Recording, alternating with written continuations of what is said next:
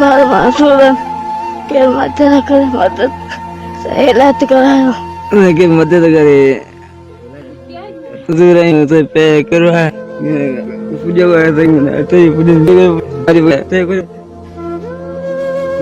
मदद करे सही को मुझे अंगी इलाज केर में तो कराई अगर मुझे पारे रही ने पान के बाद कोई आसे आसे नहीं अज भी सेहत जी सहूलियतुनि के सिंध जा मज़लूम वारा बेजारो मददगार बणियल आहिनि। असां हिन वक़्तु दाबेची नगर 2 में मौजूद आहियूं, जिते ख़ासि करे 4 मेंबर आहिनि जेके ॼाए ॼम खां सही हुअनि था।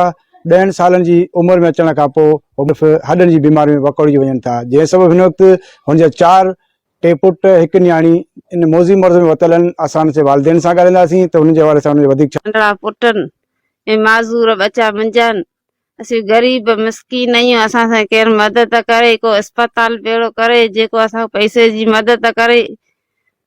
असां जेको बच्चा खणी असांजा के पार भेड़ो पंहिंजे खीअण पीअण जहिड़ा थियनि पे हिकिड़ो ॼणो नथो पुॼे सघे, माण्हू नथो सघे न माण्हू आहिनि पराए प्लाट ते वेठा आहियूं, किरायो भरियूं, पेट जी पूरी करियूं, छाजी सी पूरी कंदासीं। हिकिड़ी भेण आहे इन जी मदद करियो, हे मज़दूर पिया आहिनि इन खां पुॼी सघो त ॾियो के अस्पताल भेड़ो करियो, जंहिं जो इलाज करे, जे दवा दारू ॾियो त डॉक्टर अचनि था सगों ॾिसी वञनि था। हर अस्पताल में सावधान सी को इलाज ई कोन इन जो करे। बीमार रहनि था, जंहिंखे 10-15 खां वठी जेको बीमार रहनि था, 10 साल 7 साल खां पोइ बीमार रहंदा।